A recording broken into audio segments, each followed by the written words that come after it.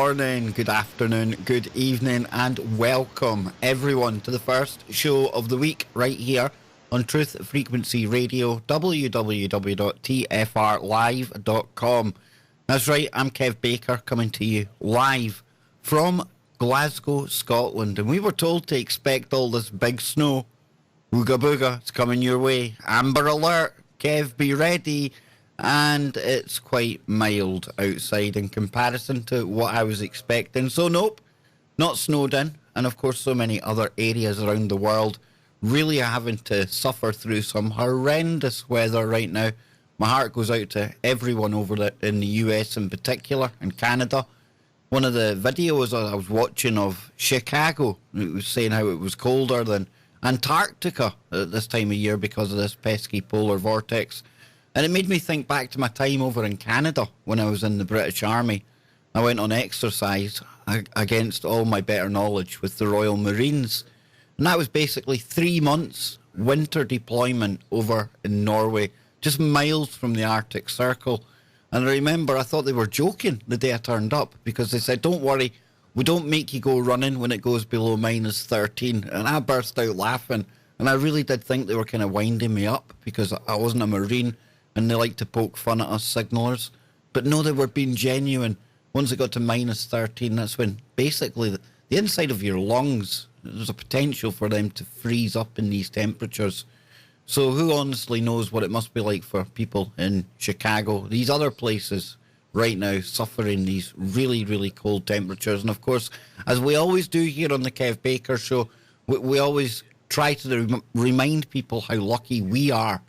Because unfortunately, somehow, why I don't know, but in this day and age, we're still living in a time where there's people that are homeless.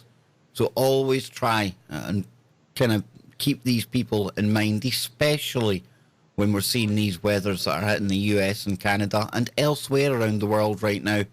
Armand in the chat room, he dropped a Facebook link the other day to a helpline. If you see anyone homeless, I believe it's in the Brighton area, where you can basically phone up and a team come out and they will take that person to an emergency shelter.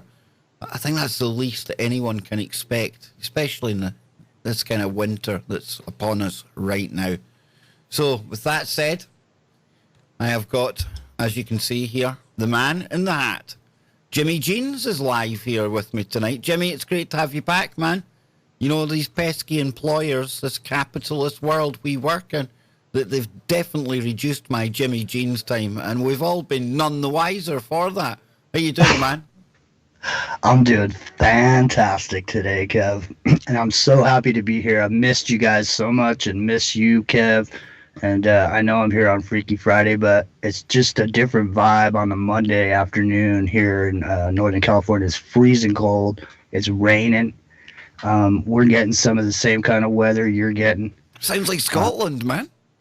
Yeah, I would imagine it probably looks a little like Scotland too. Today it's it's sort of cloudyish, the blue sky's breaking through, but the rain's been coming down here solid for 4 days. And talking about homeless people, because of the way that the county takes care of the homeless in Santa Cruz, there's a lot of homeless people here, and for the most part, 80% of the time, it's really nice weather that's livable, no problems.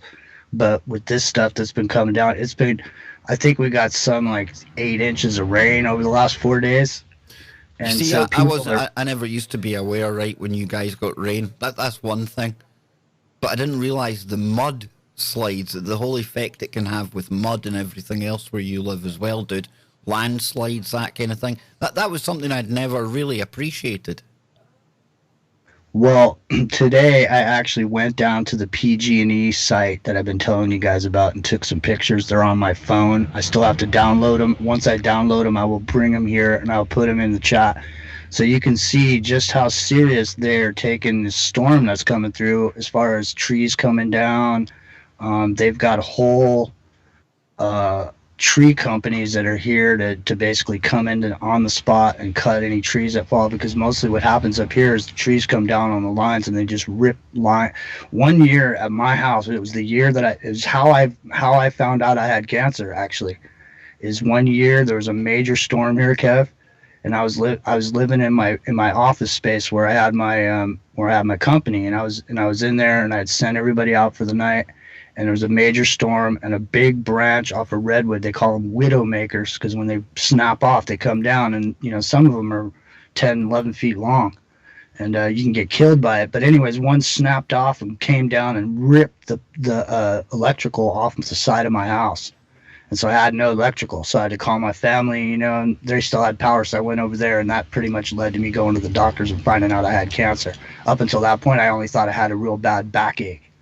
And but anyways, the point is this happens all the time up here, and it hasn't happened in a long time. So these rains that we've been getting in Northern California are unusual in the sense that we've been in a drought. And so with these fires, they take away the ground covering, which is what holds everything together during these rains when they come in. And so when they overlap the rains on top of the fires, that's when you get the mudslides. And I'm not real sure what's going on in Southern California, Kev, but in Northern California, it is raining and still raining, and it's supposed to be raining for the next couple days. Who knows what's happening with the weather these days, dude? It's entirely been jacked. And I don't mean that every single raindrop that falls on us has been man-made. However, that being said, with all the geoengineering that has gone on in the past and present, none of our weather can be considered natural anymore. We've played about to the point where the jet stream is acting erratically, where we're literally having an effect on weather around the world. So yeah, when it comes to all this weather, again, never ever lose sight of the fact of the part that man has played in a lot of this. And we've spoken a lot recently, about the polar vortex, stuff like that, Jimmy. And it's something that's come up time and time again on the show. We like to laugh at Al Gore and his Convenient Lie movie. That's what I like to call it anyway. Because it was full of convenient lies. Convenient lies that were designed to kind of prop up this whole scam that we're to blame for global warming. Global warming, come on, get out of here. But, forgot where I was kind of going with that one, Jimmy, with the whole kind of global warming thing. But I was on a rant somewhere. I was about to rant about something anyway. Yeah, well, I'll tell you what, I'll pick the ball up where you left it. Go for it, man, go for it. Yeah, Al Gore and his convenient lies. Right, it's because, here's the thing. It's all well and good when you're playing around with the atmosphere. You're blasting holes in the ionosphere. You're redirecting, the winds that flow naturally around the planet. You're jostling the frequency that the Earth transmits at. You're overpowering the natural frequencies that come from the Earth. You're doing all these things. At some point, don't you think there's a tipping point? Because, the human body, if you look at the Earth as like a human body, if we have something wrong inside of ourselves, our body goes and tries to fix what's the matter. For example, like if you have some sort of cancerous cell or something like that, a lot of times what your body will do is go there and build a tumor around it to encase it and to keep it from, getting to the rest of the body. And maybe it's the same thing with the Earth. Like at some point, with the human intervention that's going on with all these different magnetics, frequencies, we're modifying the weather. What if we just reach a tipping point where the Earth tries to reset itself because it's so far out of whack and it's not, energy's not flowing in the directions that it used to, and all of a sudden the Earth feels the need to do something to alleviate whatever those problems are. The need for speed. Exactly, dude. It might just decide, you know what? To heck with this, man. Flying through space or, revolving at 1,000 miles per hour. Anyway, why not just shake these fleas off? Literally. And it could. And I think we're seeing, one of these kind of natural reset kind of periods setting in right now. I remember where I was going. Ice ages. It's nothing new when you hear us on the show here talking about this kind of thing, because there have been scientists out there, albeit they've been kind of silenced in the majority because it goes right in the face of all the global warming and climate change, which it became. But realistically, this cooling thing, this is something we're going to have to get a handle on. You know, I don't cover prepping a lot on the show, but there are a lot of channels out there on YouTube, websites as well. And I always say, you know, it's not even the apocalypse, some Armageddon scenario. Always good to be prepared, because it might not be an ice age, but even a power outage. You know, you want to have preparations in hand. You don't want to be panicking about that after the lights go out, when everyone else is trying to make it to the store. You want to be sitting there, kind of little Cheshire kind of cat smile on your face, thinking, boy, oh boy, am I glad I took care of that ahead of time. And you mentioned, you know, doctors in there, Jimmy. Wow, man. You know me, never out of the clutches of the doctors these days. And I've been on the crazy Chantix. Chantix and the rantics, right? And we were talking, look, Jimmy there, taking a blast of his pipe, thinking nobody can see him. I can see you, Jimmy. But, you know, that's how bad he is to me. Chantix boy here trying to stop smoking. He's sitting blasting on a pipe. Near at the end of my course now, Jimmy, and you said to me at the start of it, you know, Kev, you should keep a journal of some of the stuff that's going on, and, you know, you'd probably be able to write a book about this. Dude, I have no idea what the script is with these Chantix tablets, but I put them on a par, and I'm not just saying this for dramatic effect, but I would say they're right up there with some kind of chemical lobotomy. They are crazy, crazy things. And for people who don't know what they are, I'm not putting on an advert in any way, shape or form here for the pharmaceutical companies that are responsible for bringing us Champix, as it's called here. Chantix, I think it's referred to in the US. But dude, wow, what an experience, man. And I'm still not out the other side yet, but starting to feel a bit more like the Kev of old. Yeah, and you're sounding a lot more like the Kev of old. Listen, in the 80s, I partied hard, okay?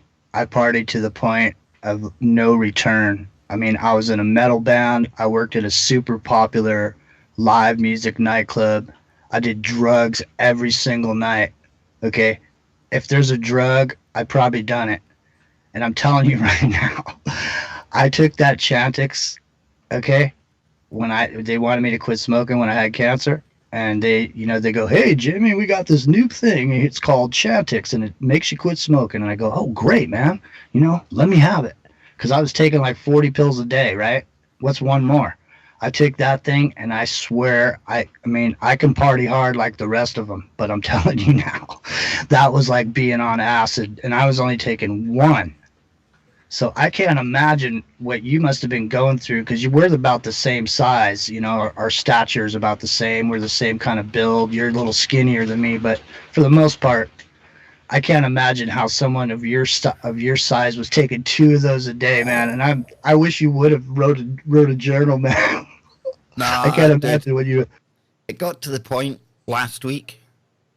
I can't believe I'm going to say this, but it got to the point last week where the ooga booga, the voices, like from the crazy dreams I was telling you I was having, and I was able to kind of wake up and know it was just a dream, so it wasn't too bad, but it got to the point of no sleeping, maybe an hour or 2 hours a night, just to avoid dreaming.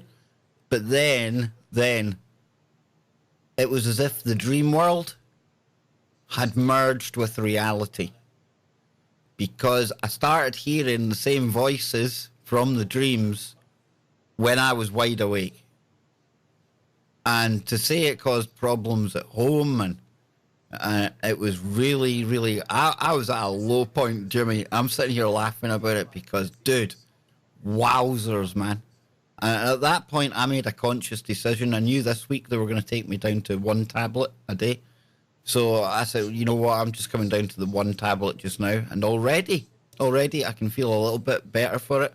I've managed finally to get some sleep. And bear in mind, I had to go to the doctors for sleeping tablets halfway through this because I just could not sleep. I can't even remember a lot of the shows that I've done in the past 9 weeks. And that's terrible, folks. It really is terrible. And I've always said, I never want to waste anyone's time when they turn up here. And yet here I am admitting to you tonight that without listening back to some of the shows, I wouldn't even remember doing them. How I managed to get through those. And it's not a sympathy card, Jimmy. This is Chantix. This is me telling you what the journal would have told you, dude. It was hard. Time, time was, what is time? Some days slow, some days fast. You fall asleep, it feels like hours. You think to yourself, brilliant, I've managed to get asleep. Only for you to look at your clock and realise 10 minutes have passed. Yet you've had physically 3 dreams in those 10 minutes, full dreams. It's weird, dude. So what it does to your mind, I don't know. And, you know, I'm a hypocrite. I'm always talking about how these big pharma companies are all out to kind of lobotomize us at the best of times. And here I am taking them.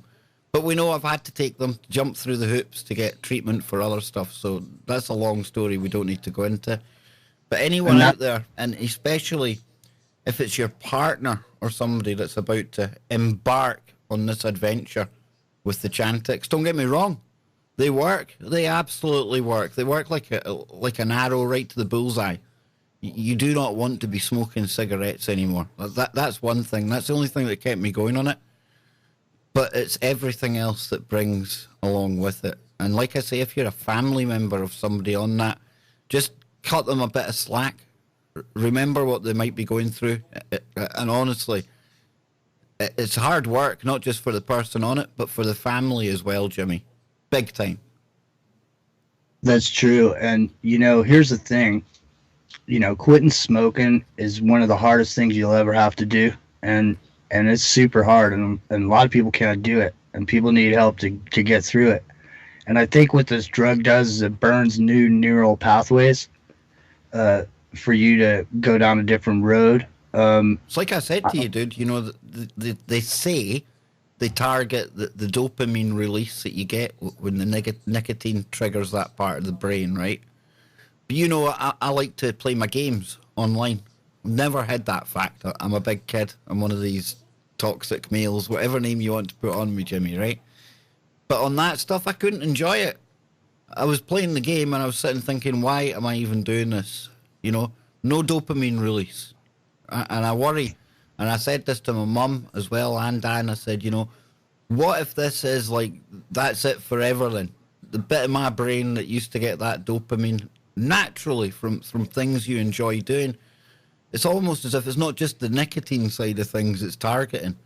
But I know myself, I'm already starting to get back to a point where I am happier. There is dopamine flowing about. But it's dangerous, man. And that's the kind of things that not just this drug does, but so many nowadays. Literally rewiring our brains. The way we think. We talk about being dumbed down because of schools and because of the stuff we see on TV, the programming, things like that, Jimmy. Halftime Super Bowls, all that kind of entertainment going on. But they're literally targeting the way that our brains are wired at the same time. It's crazy stuff, dude.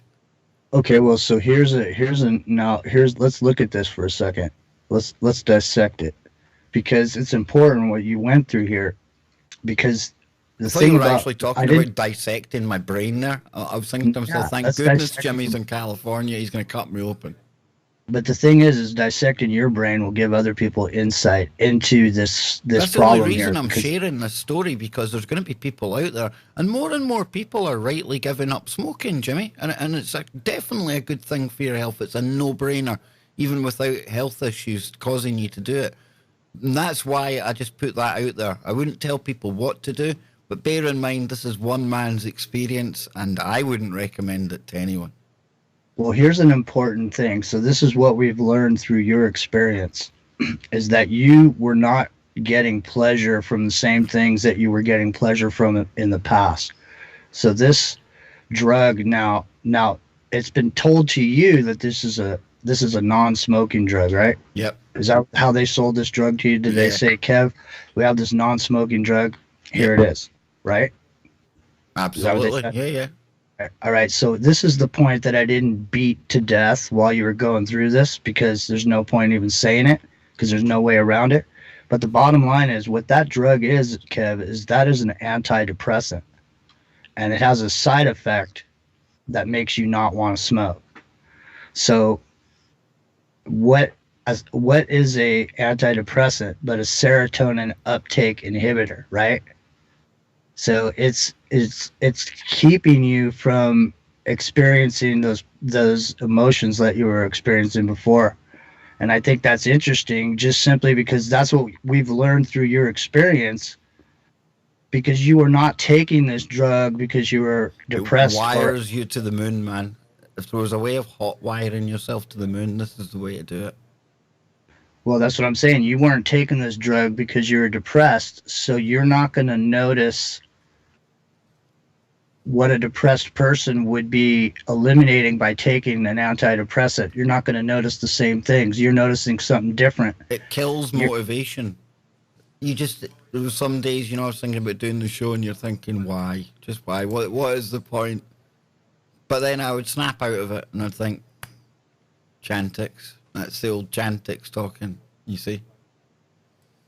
Definitely not good stuff, man. Not good stuff. It's the kind of stuff, that probably 50 years from now, people will be covering on podcasts, talking about how it was part of like a program to really kind of mess up the population on large, And it's such a fine line between when you're got your eyes closed and you're sleeping at night and you're having a dream, and that dream is so real and everything seems so real. It's almost like the line between, or the veil between, your waking life and your sleeping life is somehow thinned to where one can Jimmy, lead to the.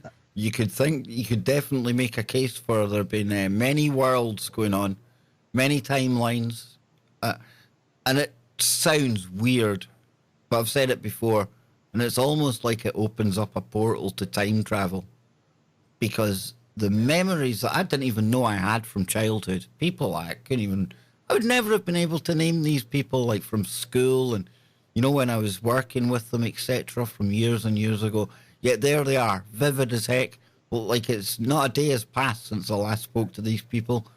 And it's just weird, man. Absolutely weird. No future projections. I didn't get, a sneaky kind of look around the corner at what's to come, i.e. our Blade Runner type future. But that's okay, because we paint that picture often enough on this show right here anyway. But before we go to the break, Jimmy, I have to bring up this. I'm quite disappointed today. Usually, the day after the Super Bowl, you get up and you go to YouTube and it's full of these videos where they're decoding the halftime show, and there's all this Masonic kind of symbols and witches' cauldrons and all that kind of dark, grim, the stuff, dude. But, it's almost as if this was quite a tame halftime show from what I can make out, man. What's going on there? Well, I'm with you there. I think it's usually like a highlight of the year. It's up there like with the running of the sheeple on Black Friday. It's like if there was a calendar for conspiracy theorists, the Super Bowl halftime show, usually that would be like an occult holiday for us lot.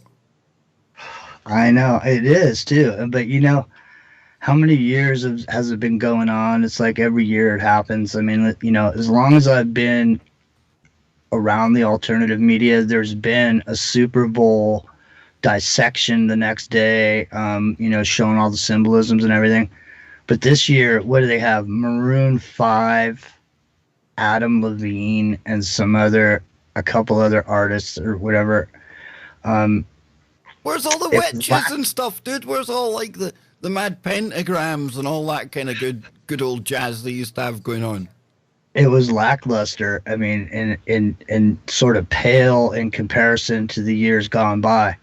I didn't see. It was so boring that I honestly, when it was live, I couldn't even stand watching it. The Patriots won again, dude. Do they ever lose? Well, I don't know. It's hard to lose. It's hard to lose when you got the right people in the right place, and the conspiracy theorist in me. When you see that they're having the Super Bowl in Atlanta, home of the CDC.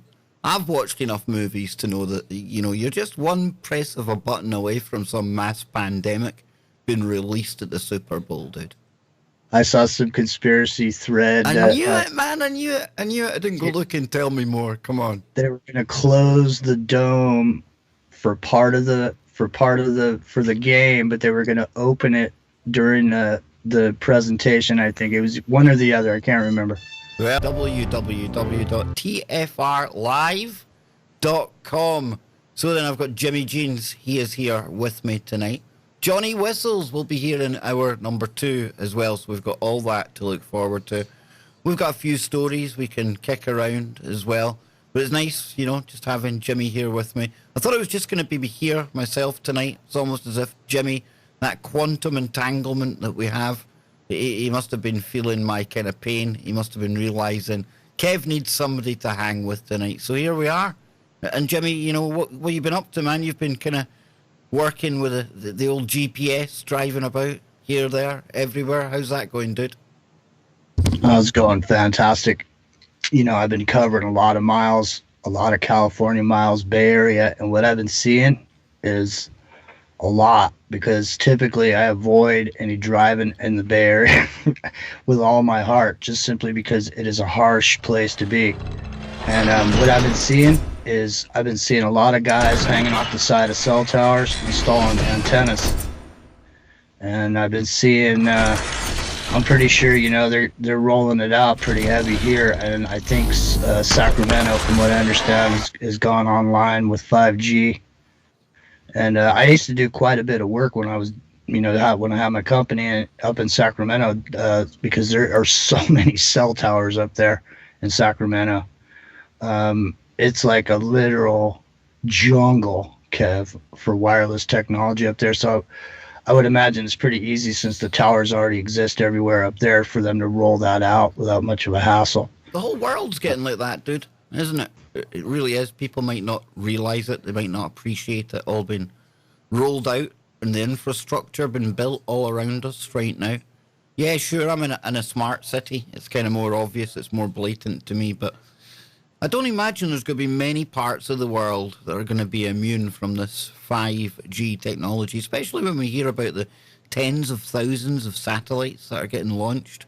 So the satellite component to 5G, I think a lot of people forget about the whole satellite component to all of this. We see these transmitters and receivers very close together in the streets, and we imagine, well, it's line of sight. They're just beaming back and forth to each other. But satellites as well, big, huge component to 5G. And Doc Ram, Dr. Richard Allen Miller, he was the latest character we've had on here, Jimmy.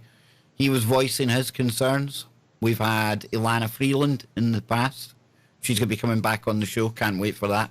And we also had Deborah Tavares, remember?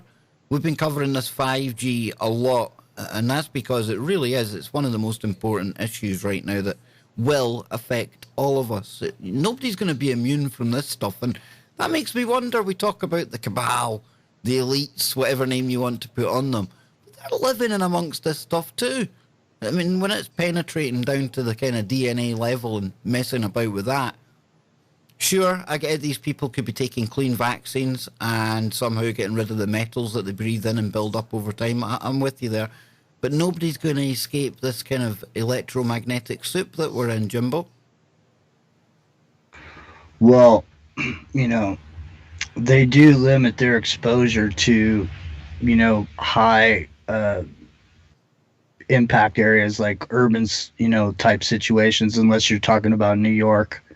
But even then, if you're in a high rise in New York City and you're a millionaire or above, millionaires aren't that, millionaires are common now, but I'm just saying for, sakes of reference, say you're some guy, you got money, you're moving into a place, you just bought a floor in a high rise, where the first thing that they do is take everything out of there. They rip all the ceilings out, they rip all the glass out, then they come back in with glass that doesn't allow RF to penetrate through it. So they're living in a clean environment in their house. And then, of course, if you have that kind of money, you can afford to buy what's called shungite, which only comes from one place in the world, in Russia. And they can make tiles out of this material. And then, when you got the kind of money to come in and rip out everything and put new stuff in, you can build your walls any way you want. And trust me, that's the way they build those walls. Because I've been involved in high-end construction up in a lot of really super high dollar areas, including Aspen, Colorado, where an average giant house is like 27,000 square feet. And they've You all got got walls. And you mentioned walls, right? I tell you who else needs a wall, Jimmy. That reminds me of one of the stories I want to get into tonight. You can see here it's coming from the Express. Au revoir. Macron will have to go if he loses the referendum. A shock warning to the president. And it says here Emmanuel Macron is said to be considering a referendum to address key issues raised by yellow vest protesters. However, critics warn that the embattled French president will, quote, have to go if he loses the vote. The 41-year-old MK Ultra victim, and I added that bit in, obviously. You know, the man that was groomed, literally groomed for high office. The Rothschild banker himself. You'd think the Express would put all that good stuff in, but it's okay, I'll add that. The 41-year-old leader is, quote, considering this possibility as a way out of the yellow vest crisis. A high-ranking government source told Le Journal de Dimanche. That's my best French accent there, Jimmy. See that? That'll get me free snails in Paris anytime. But let's think about this, Jimbo. The yellow vests. We're now seeing Macron. His coat is on a shaky hook, as we like to say over here. What do you make of everything that's going on there, dude? Because that yellow vest, I haven't looked at them recently, but from everything I looked at the time, this wasn't just to do with, petrol kind of taxes going up or something like that, fuel taxes. This was the French people saying, oh, hell no. Oh, hell no to a new world order, all of these carbon laws, all of the stuff that would have made people all the more poorer as well. And that's why we see people of all ages taking to the streets in France. And I sometimes like to poke fun at France. Not my favourite place in the world. Quite like the whole cheese fearing surrender monkey term. I like that. But I tell you what, dude, when it comes to protesting, the French, they get things done, right? As Macron is finding out. Well, I gotta say, I don't have an axe to grind against the French. I think French women are some of the most beautiful and smart ladies that I've ever met. Jimmy, I have to concur. Second only to the quite delightful Alessandra Cortez. Carry on, Jimmy.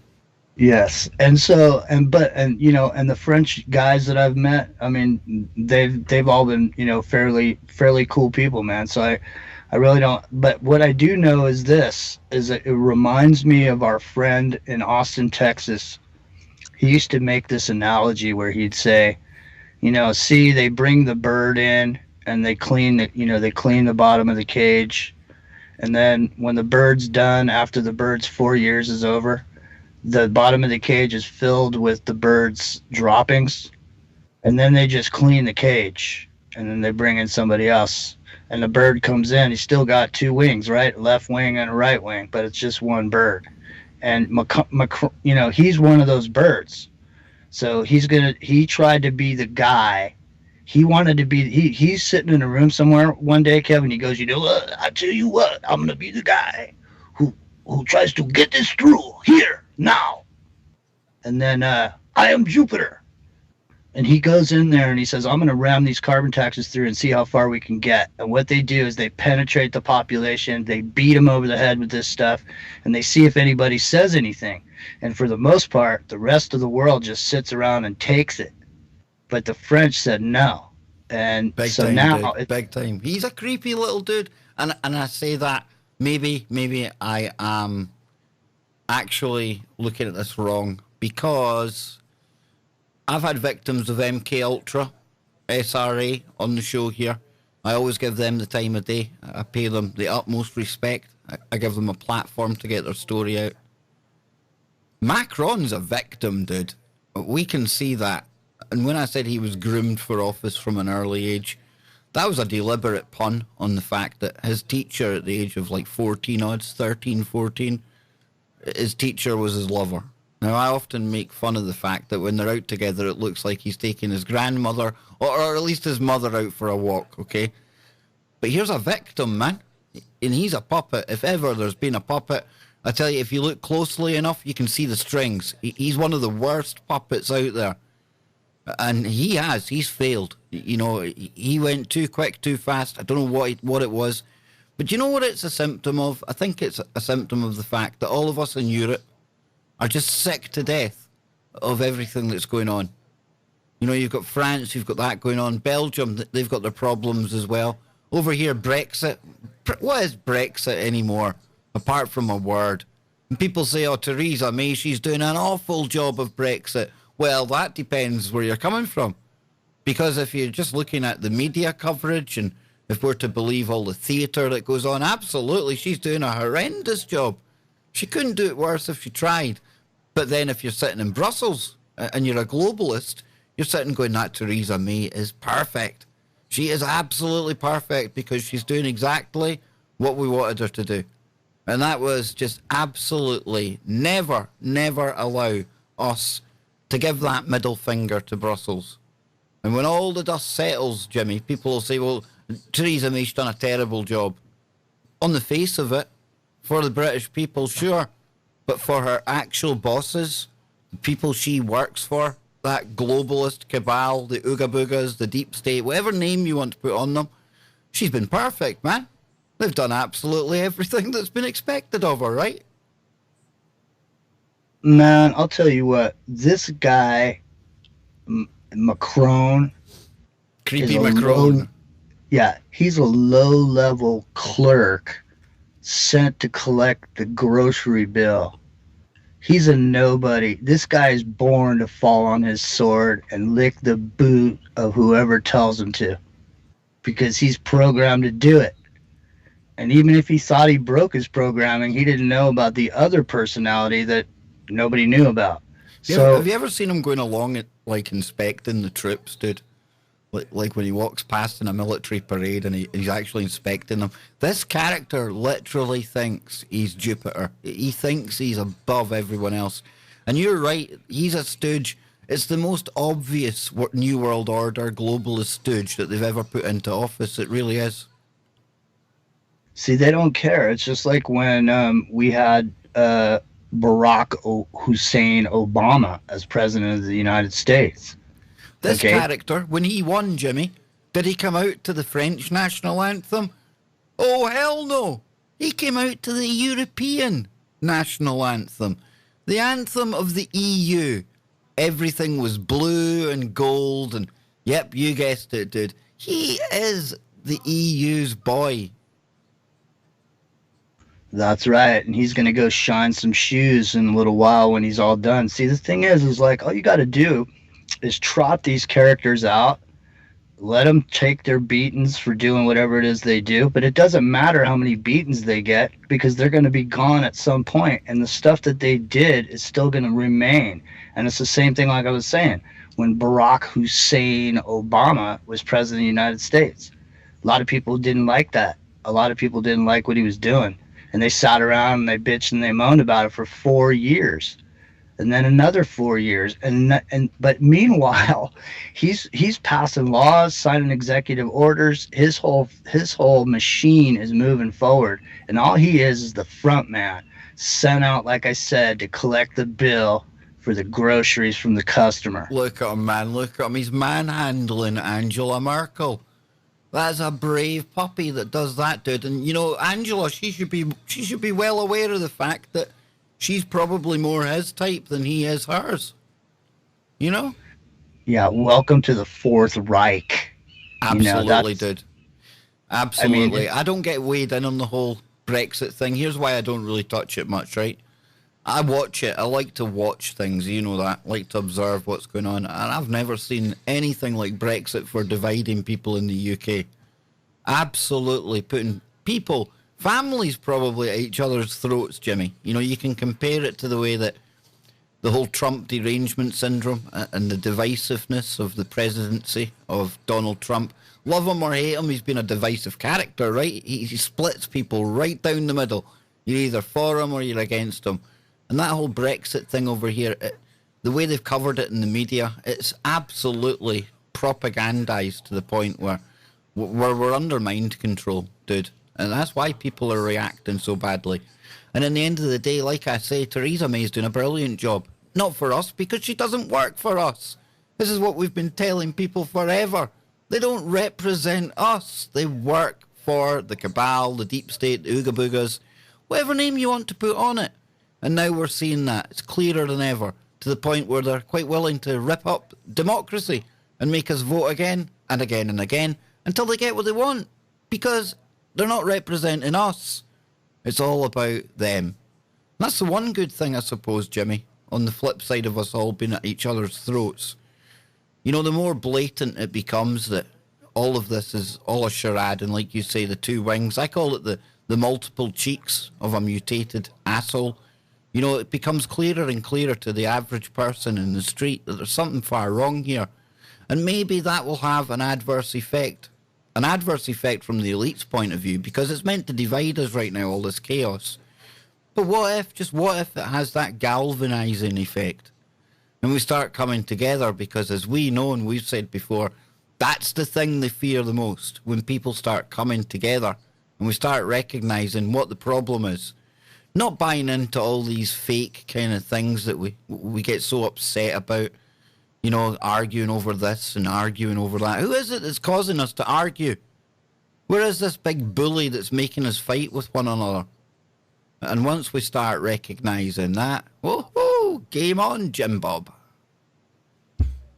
Well, it was the point I was going to bring up earlier, and it keeps presenting itself to me, and I want to bring it up.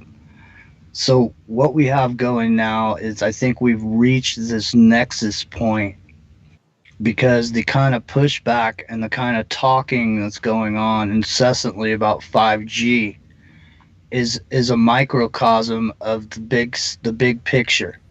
Because people now listen. When I started my company, it was called 3G Communications, and I started out in 3G. So there's been 3G, there's been 4G, and now there's 5G. Okay? And before there was 3G, there was everything else before that. It makes it sound like there's like multiple copies of you, dude. Like you've been cloned. There's 3G Jimmy, and now we're about to get 5G Jimmy. This is cool, man. Well, you know what's interesting is everything I did cost $3,000 too. Was it $3,333, Jimmy? If it could have been, it would have been. So, but anyways, the point is that this was the first time that since I've been rolling this stuff out, I've been putting this stuff out for all these years. It's the first time I've ever seen such a pushback on it. And it's really good that people are doing it. But it's also representative of what's going on in the world right now. We are reaching a nexus point where the information is available to anybody who wants to seek it out. Enough people find what's going on in some of these areas really interesting, and they're seeking it out, and these people are starting to come together in different ways. And they're starting to be tribal organizations formed by philosophical belief systems, whether that be religious, or whether you're an atheist, or whether you're a scientific person. However you want to look at it, enough information is being put out in the public to prove that we are being manipulated by all this technology in every way that is possible, because there's nobody to regulate it. People don't even realize how many different things their phone will do. People don't realize that the phone in their pocket is putting out more power than the cell site is. Sorry about that. It's a truck went by. Thought it was like the particle accelerator firing up. Somebody's going to serious. No, they're serious trucks. I'm going to put these pictures on the break. I'm going to download these pictures and show you guys the level of what PG&E's got going on here. I mean, it must be costing, I swear it must be costing $100,000 a day. They got 40 acres. They got catering trucks. It's a massive situation. Anyways, point is that now we're living in an age where information can travel around the world instantly, just like the person that you knew that took a reading of their smart meter. Okay, that's 900 megahertz. That's not 3G. That's just transmitting at 900 megahertz.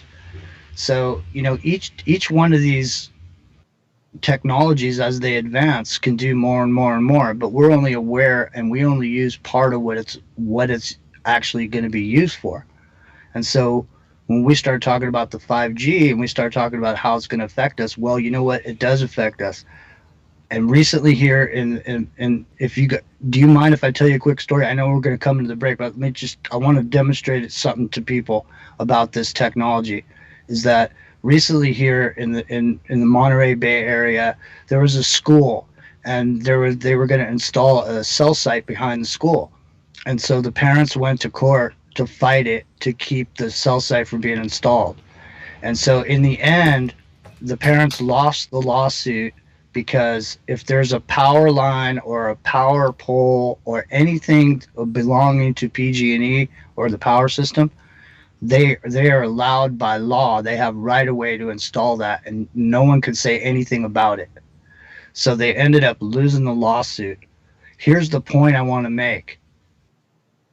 They lost the lawsuit about the cell site outside, yet their kids are sitting inside the school with their phones and with wireless 2.4 gigahertz blasting so heavy to penetrate so that they got quick internet speeds. The parents never did anything or said anything about any of that stuff. Never even brought it up.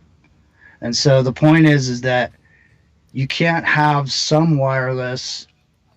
You can only have this kind of wireless now because this wireless is too dangerous. You either got to decide that it's all dangerous or the horse is out of the barn, because even if everybody started complaining about 5G, by the time everybody's complaining about 5G, it's already going to be 6G.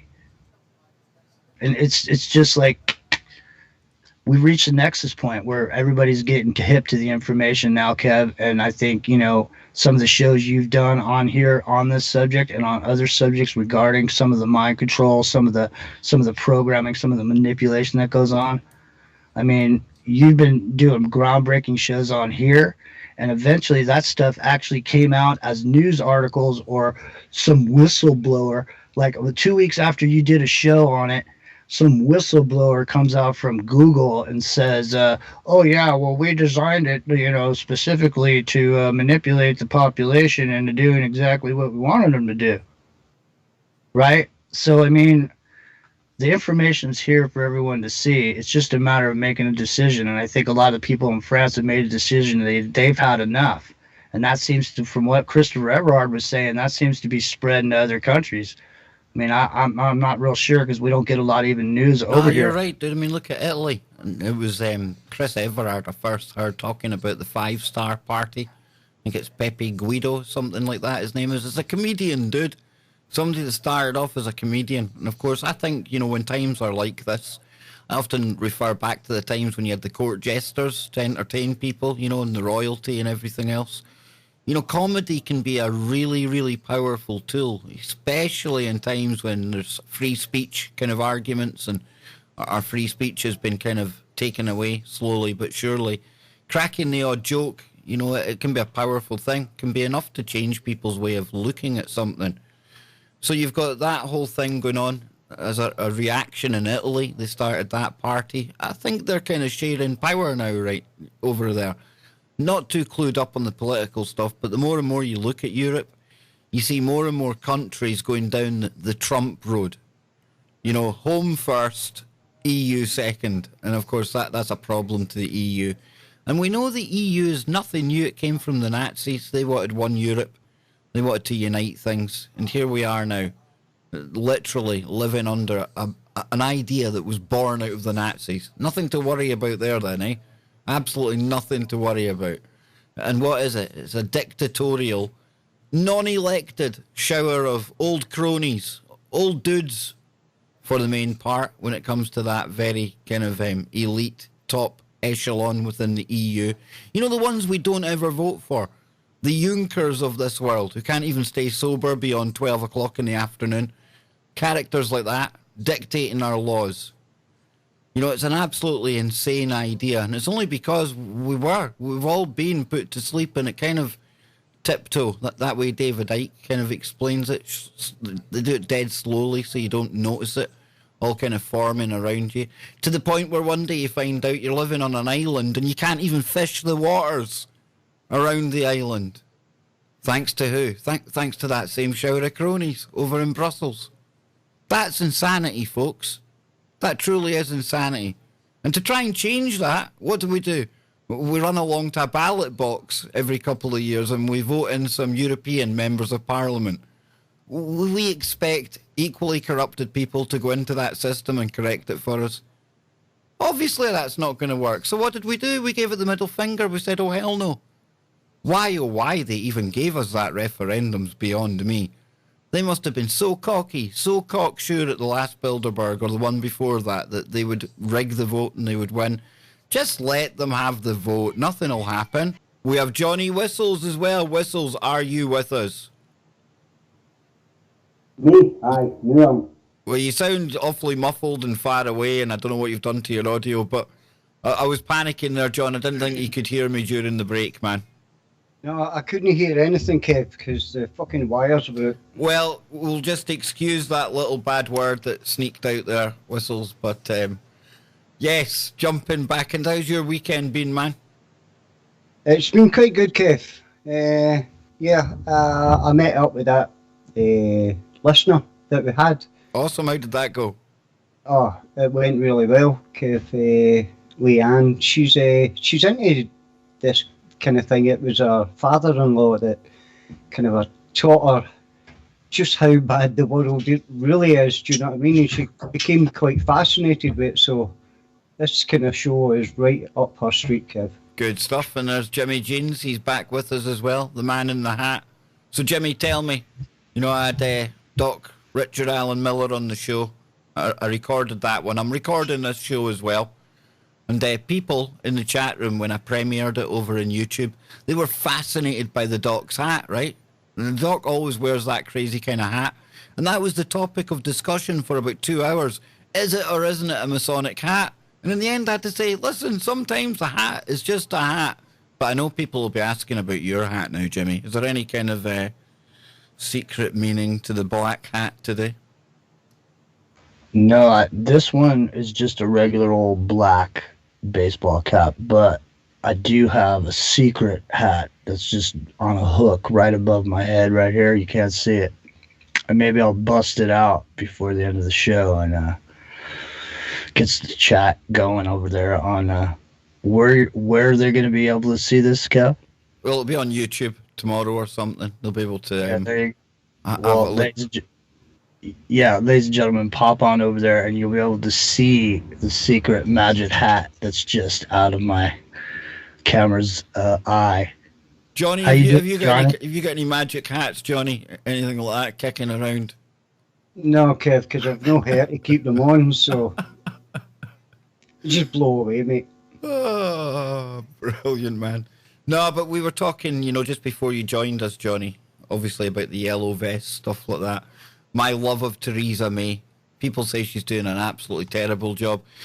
Depends what way you look at it. From the globalist point of view, she's doing absolutely everything they wanted from her.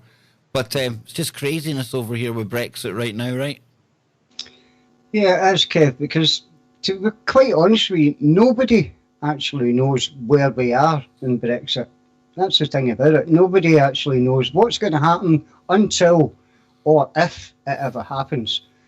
But, I mean, you're talking about the yellow vest there. Do you know, I mean, you were talking about Macron earlier on, and, I couldn't believe that he's actually blaming the whole yellow vest thing on Russia. Do you know what I mean? I thought it was bad enough that Russia was getting blamed with the meddling in elections in the US, but I mean, to start the yellow vests, I'm not sure that would have been Russia's idea, Kev. Yeah, we covered that early on here on the show when they were trying to say that it was due to Russian meddling. There was Russian chatbots and troll farms that were instigating people to take to the streets. And I think that was one indication of just how genuine this all was, because the minute they roll out the Russian excuse, they're absolutely struggling. They're struggling to combat the narrative. But what's going on now with the yellow vests, I don't know, because as with any good protest, and I say that tongue-in-cheek, any good protest, they've probably co-opted the hell out of it by now. So I honestly don't know what's going on over there. I do think we need some kind of change. I don't know. I don't know how you go about changing all this stuff, especially when you got 5G rolling out, like we were saying before the break. More and more kind of stuff coming our way, and I don't know. When it comes to the politics, it just seems business as usual to me, guys. It really does. I know, but Kev, at least the French actually do something about it. I mean, you can see it with the farmers as well. They shut down all the roads, all the trucks when something happens to them, when the prices go up and, do you know what I mean, the petrol and diesel, they shut all the roads down all over France. We just take it. We just take it here. They might eventually end up with it, but at least they do something to complain about it. We just take anything that's given. I know. And Jimmy, I'll get you to weigh in on this one as well. Sometimes I have to kind of sound the pessimist because, you know, protests, what do they really kind of achieve? And you can guarantee that on the back of any protest, you give the police state an excuse to roll out more measures that we know they want to throw on us anymore. So it's a catch-22, right? We need to take to the streets, but it's going to backfire against us. So what do we do, Jimbo? Well, I think in the past, you know, you see a lot of these protests when they spark up, you know, organically, it becomes a steam valve for the population. So you have the ones that are actually doing it, and then you have the ones that are voyeuristically taking part and watching it as it happens, and then you have the other people that are listening to it or watching it on the news. And then eventually you see these fires that start, like you were saying, that Aaron and Melissa were talking about, and these things are put in the mix in order to make those police measures more affordable and more desirable to the population. But the bottom line is, like we were saying earlier, Johnny, they just do this. They try to get away with something with, when I say they, I mean whatever government forces are oppressing the peoples of a nation. When they want to put something forward, they're going to do it to the most extreme measure to try to get as much as they want to go through. They know you're going to push back, but they want to see how far you push back. And like Kev and I were saying earlier, what happens is a lot of countries don't push back, and these laws go into effect and they get further and further down the road. And so, you know, Macron getting so much of this passed through, the people blowing off steam, Macron goes away, the steam goes away, everybody gets happy, and they only get half of the taxes and stuff that they wanted passed, but now they're halfway to the goal line, right? And Macron, they take him out of the game, they bring the new guy in, and the end, right, Johnny? Yeah, it seems to be the way it goes. It's like every other corrupt situation that's out there. Do you know what I mean? They're doing it to Maduro as well in Venezuela. Do you know what I mean? They've got the puppet ready to put in there. Oh, do you know what I mean? Come on, Johnny. Everyone knows that Venezuela are really in desperate need of some freedom. You know, the minute that there's oil found anywhere, you just know there's a healthy sprinkling of freedom coming your way. And when I say sprinkling of freedom, usually sprinkled via, military support, maybe the odd smart bomb or two. You know, the Trumpster, he's not ruling out an invasion, I don't think. If ever it's been obvious, John, that there's been this kind of thing that we've covered in the past. Remember we had Chip Tatum on, Johnny, and we sat here, our jaws hitting the floor, talking about taking down these governments and installing puppet regimes. Sounds like the stuff from a Bourne movie. And then you look at Venezuela and you think, wow, they just don't even care anymore, dude. No, they don't. And that's the thing about it, Kev. It's, they talk about the Russians meddling in the election affairs, right? So, I mean, they're blatantly out there doing the exact same thing themselves, but that's okay for them to do it. Do as we say, John. Do as we say, not as we do. Yeah. I mean, it's just crazy, Kev. How they can actually get away with that is, it boggles me. It really does, because it's so in your face that anybody that can't see what they're doing they must be blind. They've got to be. What do you think, Jimmy? I mean, this is your government we're talking about here. You know, well, bit of regime change on. You know, it's smelling a little bit like one of these coups, my man. Not since not something that gives you milk either. Not one of those coups, Johnny. One of these military coup things. Well, since you put it like that and you said, what do I think? I'll tell you. So what I think is I see a lot of economic unrest south of the border, the American border. I see a lot of rhetoric about these immigrants coming over the border. I see a lot of vitriol, and I see the hate gun being pointed at a particular brown people that happens to be found in a lot of these countries that are possibly going to be enemies in the future that we're going to be fighting. In particular, Venezuela. I think you can remember how much attention has been paid to this area when you look back at the book Confessions of an Economic Hitman, and you see those programs being perpetuated all through these countries, and you see nothing but unrest, military juntas, dictators all across this whole area. So there's a whole cornucopia of evil, Kev. I love that word, the junta. The military junta. Where did that word come from? That's a word and a half, isn't it? One whistles. You must enjoy the odd junta story going on. Well, juntas, Kev, they have. I mean, that's usually it's the South America thing, isn't it? With the juntas, and God, they've been involved in so many deaths all over. Do you know what I mean? So, military juntas, they're probably the worst of them all, Kev. Yep. I mean, when you think about they went and they got Noriega out of Panama, and that whole thing. I mean, all that, the Bush crime family or whatever. Crime cartel, man. Exactly. And these people, I've made the comparison before, and I'll do it again right now. I don't like to repeat myself, but on this point, I got to repeat myself. Look, to me, Trump resembles Nixon in a lot of ways. Look, when Nixon came in, Nixon was loved by the Republicans. Nixon's people actually went out and started calling people fake news back in the day. They didn't call it fake news, but they came out against the media and they said that they were making up stories about Nixon. And eventually what happened was there was a whistleblower in that Nixon thing. And what happened was he came out to blow the whistle, but he wasn't blowing the whistle about Nixon just by himself. He was blowing this whole whistle at the time when Nixon was in office, and that whistle he was trying to blow, this deep throat guy, he was blowing the whistle that all the agencies were now all working together, that the FBI, the CIA, and all these agencies were working together. But when these dudes came out and wrote the book and made the movie All the President's Men, the only part of the story they focused on was the political angle that they were all coming after Nixon. The Democrats were coming after Nixon.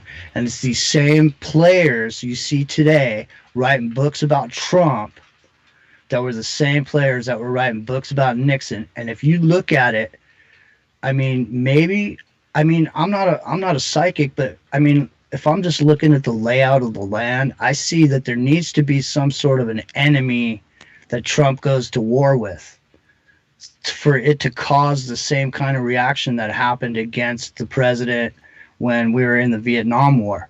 Because the young people today, the millennials, they're sort of the 2019 hippies of yesterday.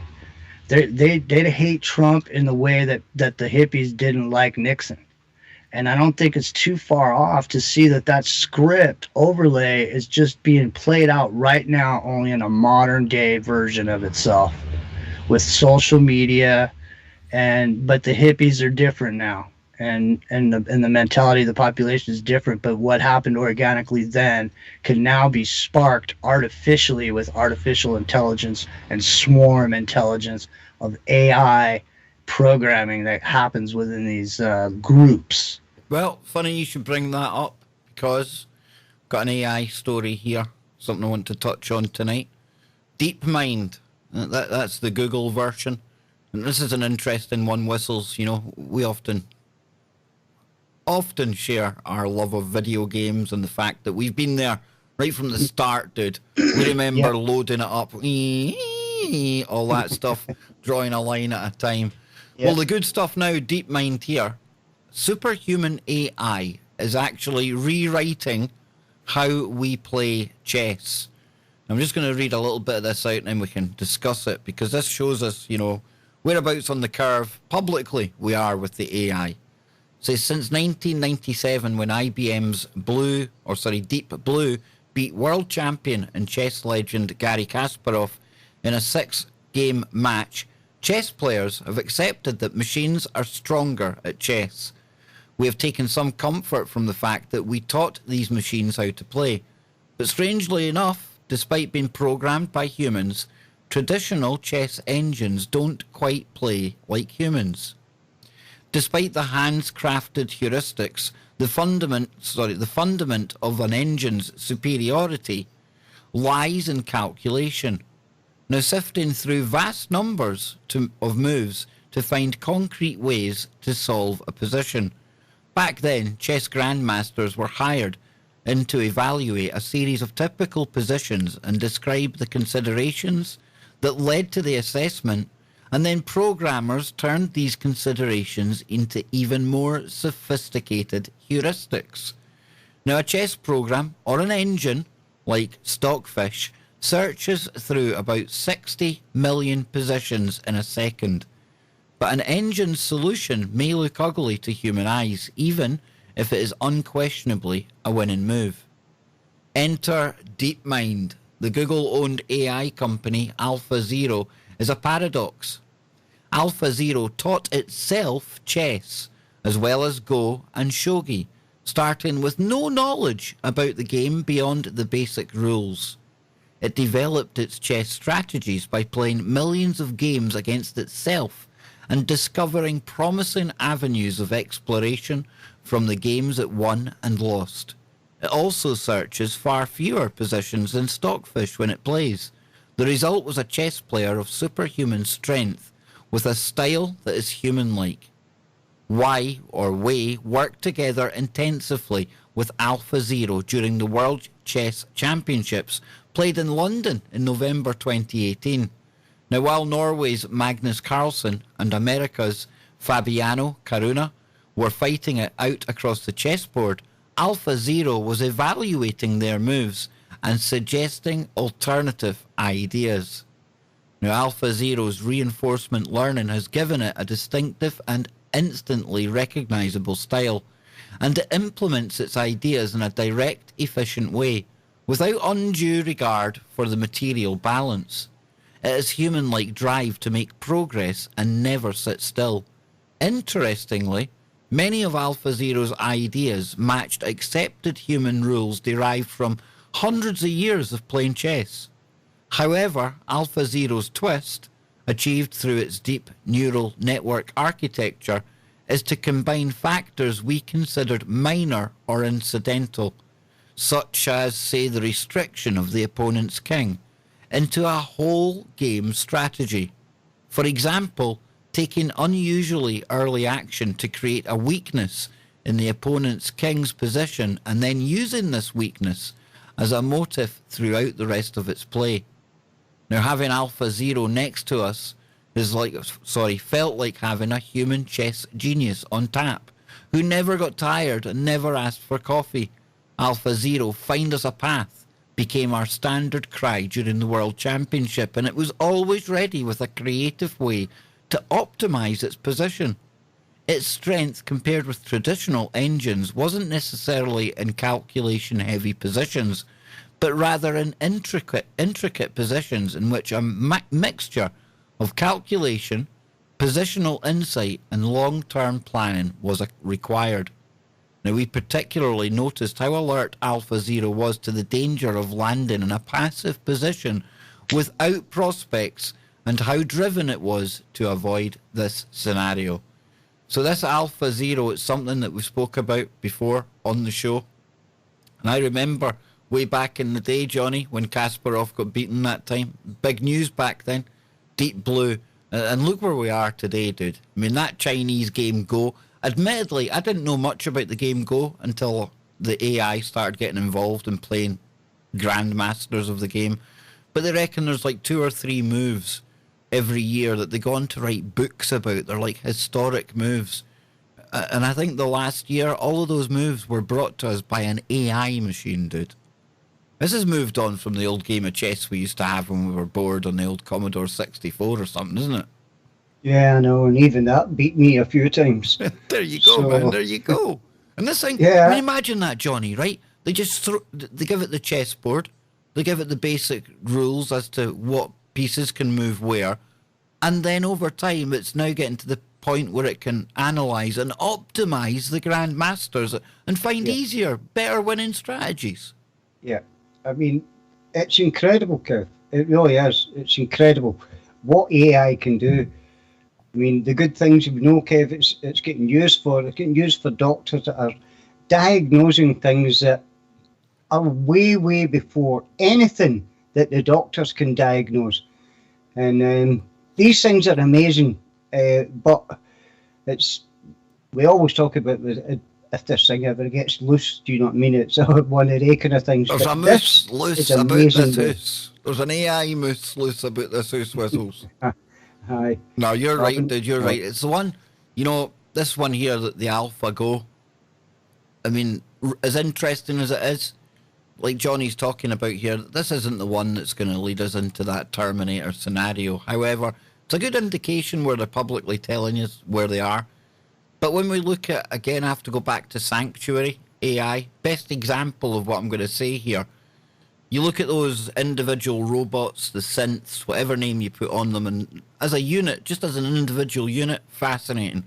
The robotics that are working inside of that, the way it all comes together, truly genius. It is, no matter what your thoughts are on these machines or whatever.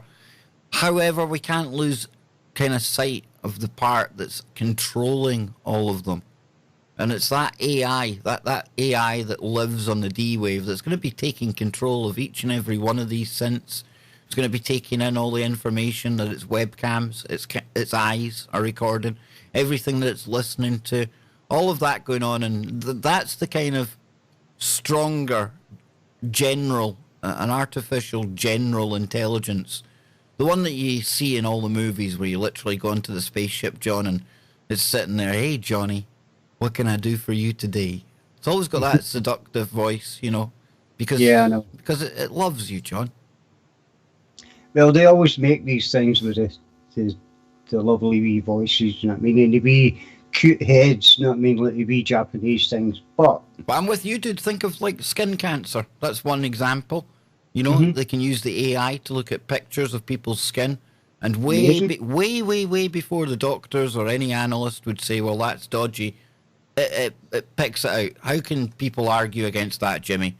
There's a very specific AI. And that's when you keep them specific, give them a role, and that's their role. That's all they can ever do. All they can ever do then is get better at looking at photographs of skin and identifying even earlier when people might have skin cancer. Well, I think that's the thing about the AI is that, and when you were going through some of that material, immediately what went through my mind is how one could logically play a game against oneself. How could one hide what one was going to do on a move from oneself? So what that tells me is that this AI is somehow able to separate, somehow it's able to hide what it's thinking from itself. Dude, it creates literal copies of itself to play against. Hundreds of copies, all going up against one another. And it has access to what was done with every move from all time. Yep. Not just the moves that it's done in its own game, but also the moves that it's always done playing against humans, and what humans do and what humans will do in a given situation, with their chess pieces is mostly what they'll do in life. But that's why AlphaGo's different, because it didn't learn from no human. It just got given a board, it got given the rules, and here we are today. And that is a big distinction, because I often talk about how usually you have the human in the loop very early on in the machine learning process. It's basically like you have a human error correction. It basically chooses the data. It'll tell it when it's right, when it's wrong. But in this scenario where we're going, where basically it's rewriting copies of itself, all that's taken away. You know, whoever wrote that algorithm, they can't even tell you how that's doing that. Well, when it's playing the game, though, this is what I was saying. I'm not saying that it actually played a human, but what I'm saying as information for a chess-playing AI, does it have access to all the chess moves ever recorded before, and can it access that before that's what it's telling you. That's what it said in there. It doesn't. The older ones, they did 60 million moves a second they were looking at, whereas this one, it just done it on the fly.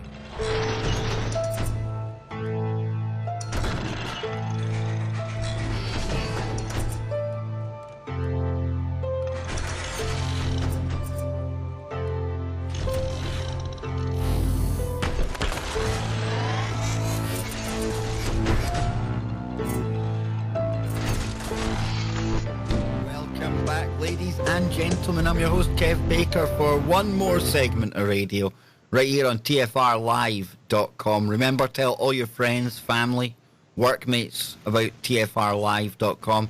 And even if it's not this show, there's definitely going to be a show somewhere on this network that is right up your street. We've got over 30 live shows on the network and growing all the time. And I have never been prouder to say I'm a part of TFR, where silence is consent. We're all one big happy family, not just the hosts here, but all of you out there as well. And without your support, i.e. buying subscriptions to the network, a lot of us hosts, we just wouldn't be able to do this. So if you do want to show support, please head on over to the archive page of your favourite show. It doesn't need to be mine, but on there you get the opportunity to sign up. And what happens is, your subscription is split 50-50 with the host. So it's absolutely unique the way that TFR go about it. And again, we all come together, one big happy family. And man, oh man, do we have to stick tight during these crazy times. Times are getting crazier, right? Nobody can deny that. It doesn't matter if you're religious, whether you're atheist, whether you're into all the science like me or you're not. Things are getting crazy.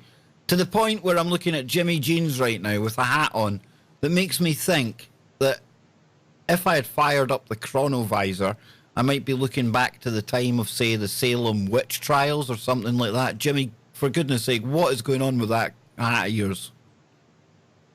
Well, for the non-viewing audience, I'm wearing a black stovepipe hat similar to that of Slash from Guns N' Roses. And I just wanted to say, 4score. When I put this hat on, it makes me want to say 407 years ago, my fathers brought me to this country. Dude, I feel like Abe Lincoln. Hopefully John Booth's not up in the balcony. Johnny, that's a bad hat, and that's not a good hat at all, is it, man? No, it looks like something like a Freddy Krueger movie. Aye, it's definitely something like a creepy movie, Jimmy. Nothing good. Nobody ever delivers good news wearing a hat like that. No. Jimmy's muted up. He's trying to talk to us. I can see Jimmy trying to talk to us, but it's just not working. No, I was just saying, I think you're right. So what I'm going to do is I'm going to switch over to my one for the Gipper hat. Cool. Well, while you are doing that, I'm going to go to this story here. And I did say we might have some black helicopters, things like that. What better way to round out the show, Whistles? This comes from our good friend Nick Redfern over at Mysterious Universe. Love Nick, love Mysterious Universe. Need to get Nick back on sometime really soon. He was definitely a highlight on the show. So many different topics that dude can cover. But I was reading this earlier on and I thought, yeah, that's definitely a good one for the KBS opening show of the week. Lots of stuff we can discuss as we're going through this. sparks a lot of discussion, I would imagine. It says here, accident or conspiracy? A strange tale. Jim Keith was a researcher, author who focused on conspiracy theories of both ufological and the political kind. One of the things that particularly intrigued Keith was the very weird phenomenon of what is known as the black helicopters. Now, they are craft which just happen to play an integral role in monitoring alien abductees. Now, Keith wrote 2 books on this particular subject. Such was the wealth of material he had carefully and scrupulously accumulated on the controversy. Now, they were Black Helicopters Over America, Strike Force for the New World Order, which was published in 1994, and in 1997's Black Helicopters 2, The Endgame Strategy. Now, let me just pause there. Guys, I'll come to you first, Johnny Whistles. When was the first time, if you can remember, or when did you become aware of this black helicopter phenomenon that we hear so much about, dude? Well, I don't think it's been that long, Kev. Do you know what I mean? The black helicopter thing has only been a few years for me. It's not been like 10 or 15. Jimmy, I must admit, the minute I started looking into, listening to Alex Jones, diving into all the other videos, I think that's when I first became aware. So it's been a while, but that would probably be mine as well, Kev. Yeah, so a good few years for me. But that said, in the kind of timeline, it's been but not even the blink of an eye, right? Very recent phenomenon, Jimmy. Yeah, I think I first became aware of it also with Alex Jones. I mean, he was a groundbreaker back in the day. But I don't know, man. Just leave it there, Jimmy. Leave it there. We're all about the same. We all started hearing about the black helicopters when we dived into the conspiracy rabbit hole. So it says here, I remember this video where it was an old video that used to be on YouTube, and it was Alex Jones and Joe Rogan, and they were out drinking. They were out having a few together, and they come out of this bar, and then Joe Rogan starts like ribbing Alex, like pushing him, a little bit, joking around with him. They're both drunk, and he goes, "Look, it's black helicopters, Alex. They're coming for your guns," because there was a helicopter that was going by, and it was just funny. I mean, a lot of people get made fun of on the black helicopters, but honestly, there are really black helicopters. Right, we'll dive back into this, and it says from August the 31st to September the 3rd, 1999, author, researcher Greg Bishop and Keith corresponded via email on a disturbing issue which, at the time, was affecting both of them. And this was computer problems. We're not any strangers of the old computer problems here on the show either. And it says here, very suspicious problems. On the 31st, Keith wrote to Bishop, quote, "Interesting things happening with my computer. Last week I was hit with a virus and all my personal files were wiped out. I don't know whether to chalk this up to a conspiracy, but I know a couple of other writers in this field who had the same thing happen to them about the same time." Now, on the following day, Bishop replied, informing Keith that all of his articles had been trashed and deliberately deleted from the trash folder too. Keith corresponded by saying that he was now working on a new article on, quote, "the number of investigative reporters and editors that are being hacked."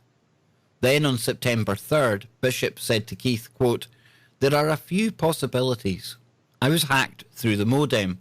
I was given a virus that only affects my article folder and no other Word files, or somebody broke into the house and deleted them. I guess I'll believe the story that makes me feel best." And Keith's final email to Bishop on September the 3rd read, "Thanks for the statement, Greg. So far I've turned up 9 political conspiracy sites that were hacked in the same time period."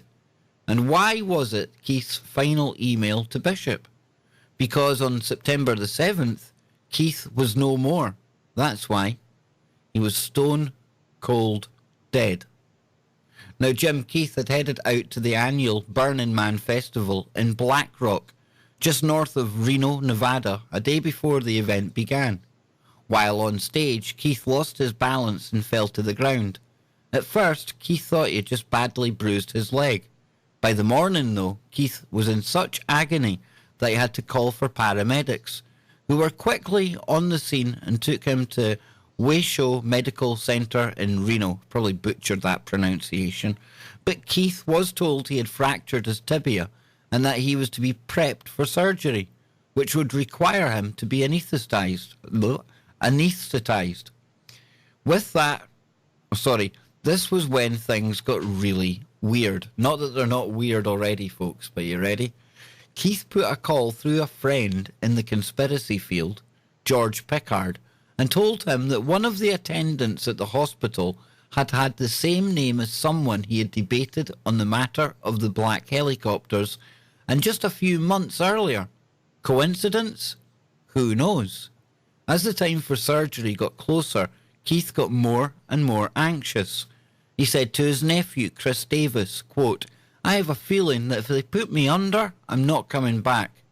I know if I get put under, I'm going to die."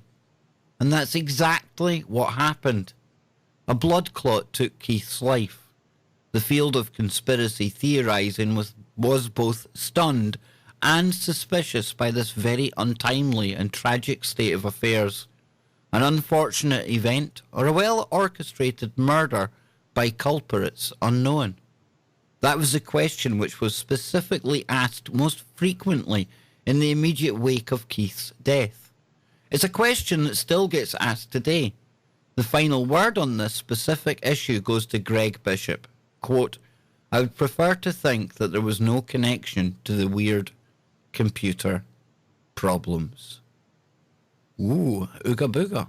So, guys, can getting you too close to the wrong truth put you on the hit list? What do you think, Johnny Whistles? I would think so, Kev. It's happened too many times. Do you know what I mean? We've seen all the time these whistleblowers and things.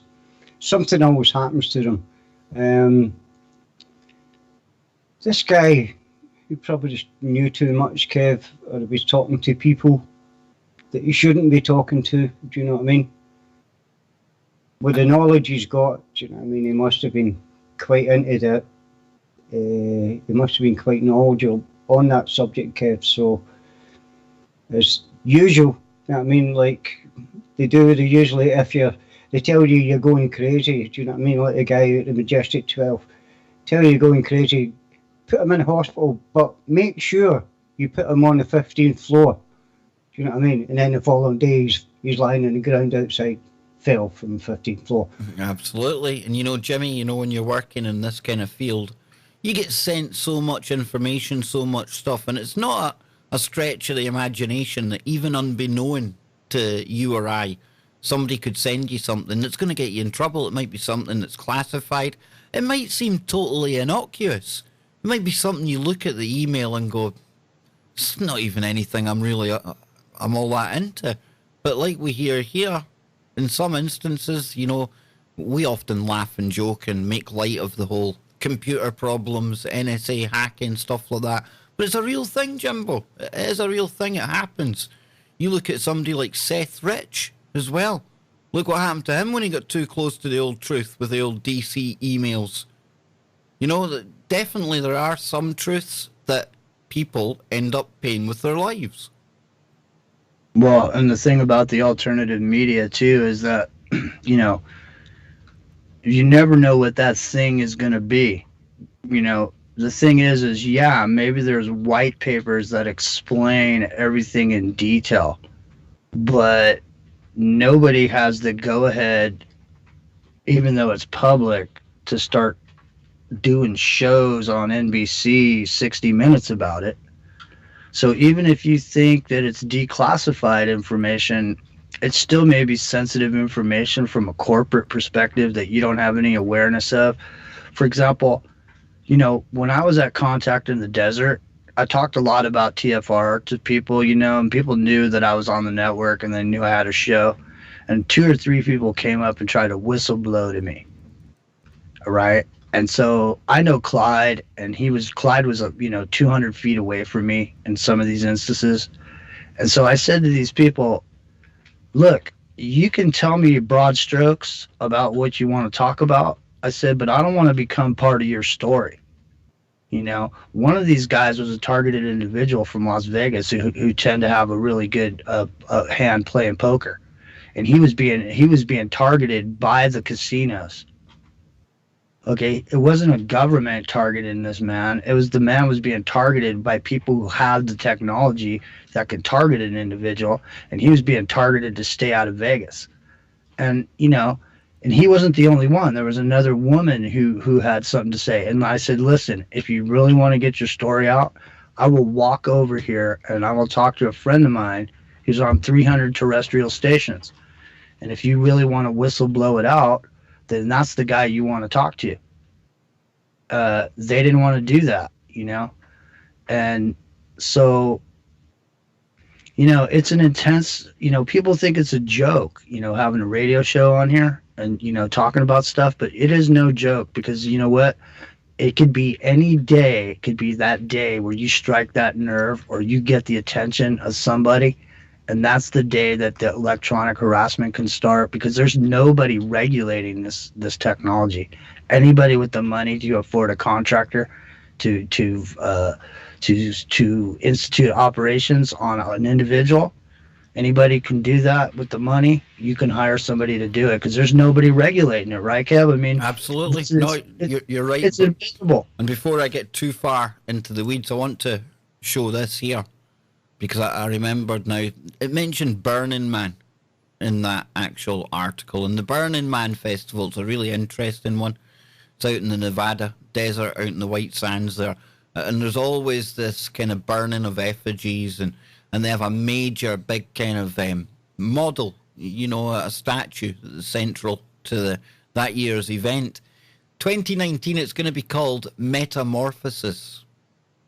Now, the actual statue itself, and I'm just going to have a quick look at it here so I can describe it. It looks almost like, dare I say it, and the guys can see it here as well, but it looks like almost transhumanist.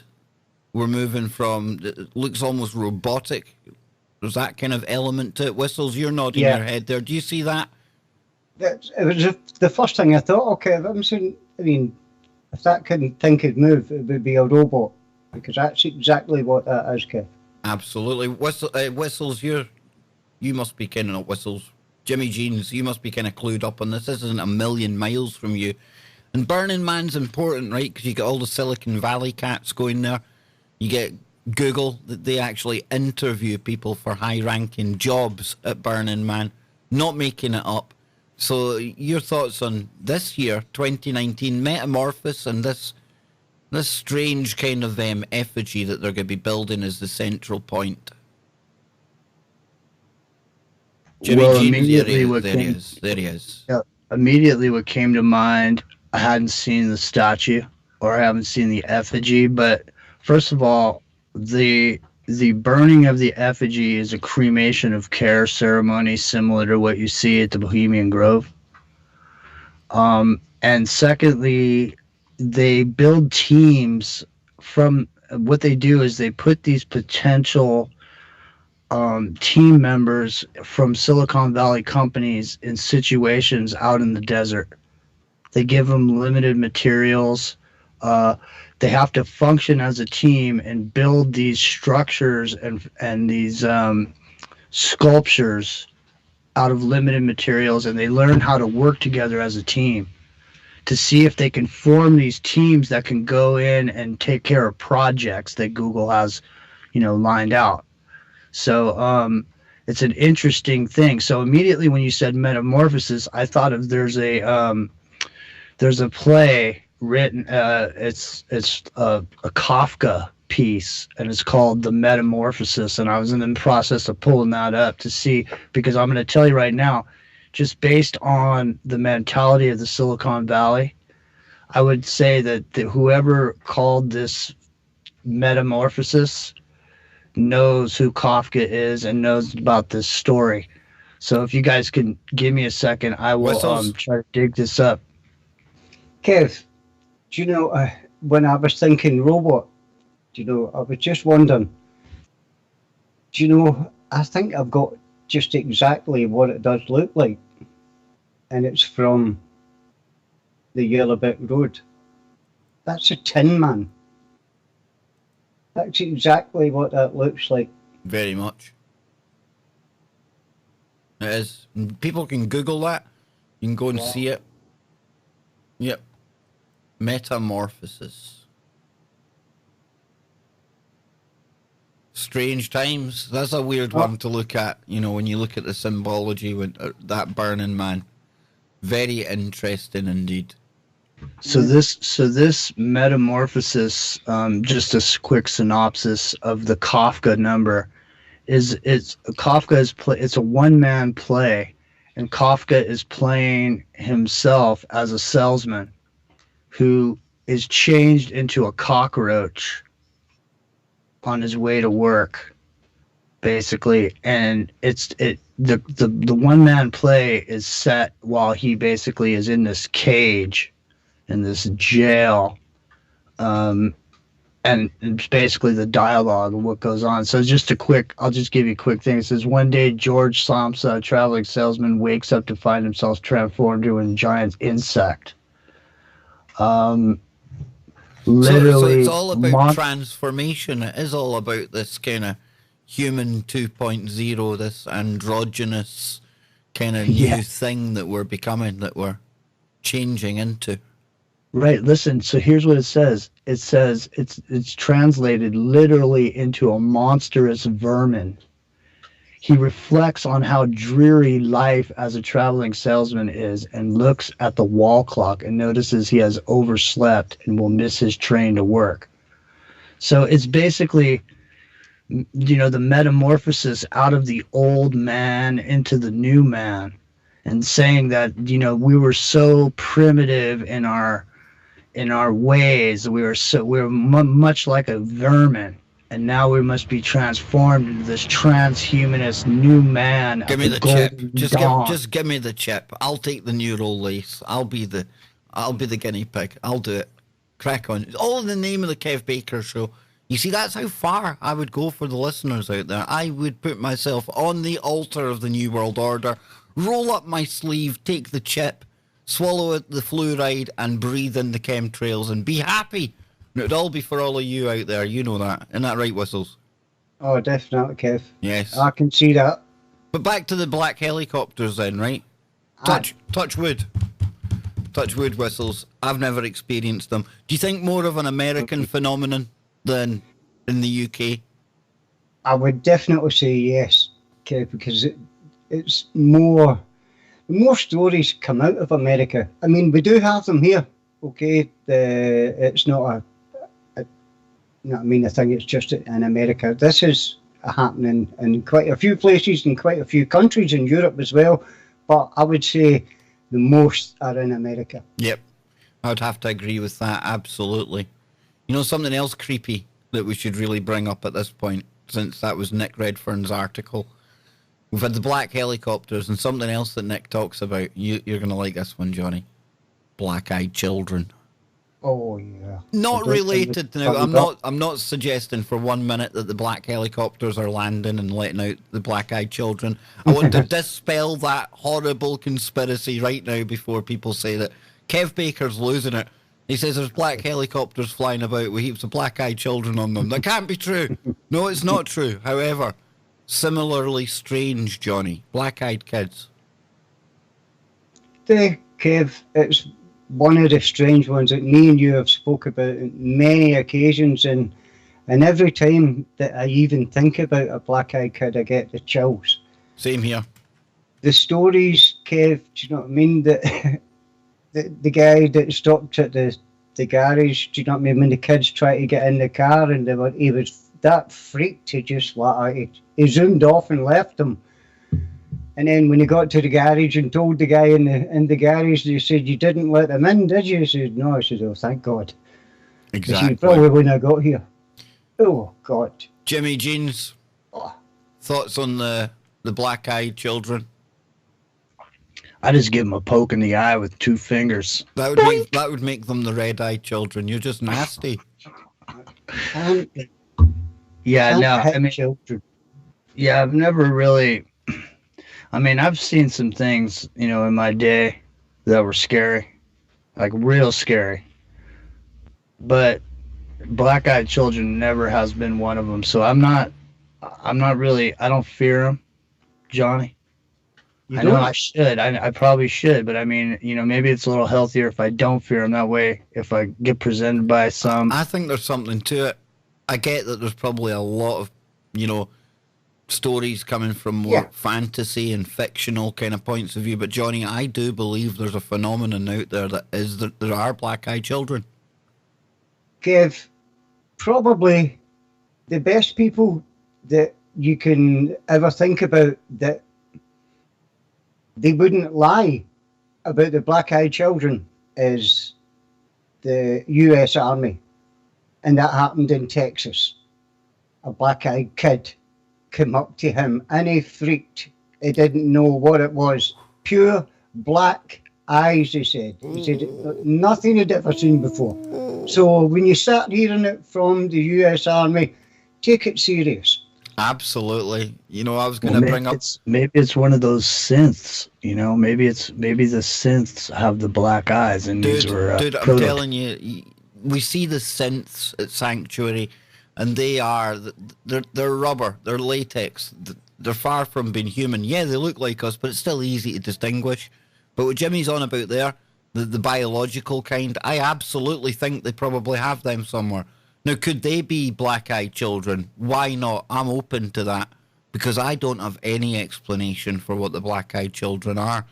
I don't believe that they're the offspring of the men in black, and I don't believe that the black helicopters are flying about with nets full of black-eyed children ready to be deployed at every conspiracy theorist corner. I don't think that's the case. However, all 3 of those topics equally steeped in the woo. What better way to round out a Monday on the Kev Baker Show? Got Johnny Whistles with me. The man in the hat, Jimmy Jeans, that hat's going to spawn 1,000 conspiracies of its own. It's like that 1,000 points of light speech that George Bush made. But folks, wait till you see the hand signals. Don't go anywhere after tonight's show because Lucky and Dr. Brooks Agnew, they'll be on the way with Quantum Connections right here on TFR. And tomorrow night, get a load of this, Whistles, Ben Emlyn Jones in the house. So wherever you are, until next time, make it TFR. And didn't touch that dial.